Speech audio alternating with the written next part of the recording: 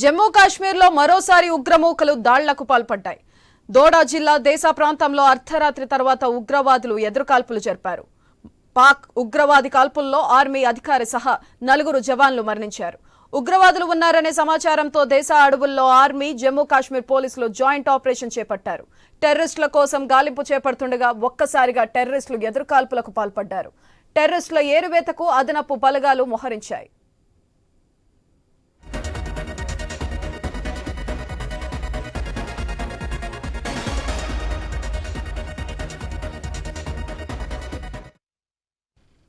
జమ్మూ కాశ్మీర్లో మరోసారి ఉగ్రమూకలు దాళ్లకు పాల్పడ్డాయి.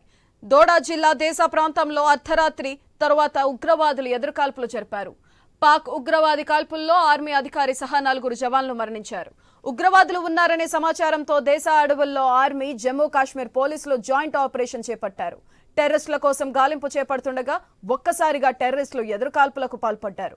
టెర్రరిస్టుల ఏరువేతకు అదనపు బలగాలు మోహరించాయి.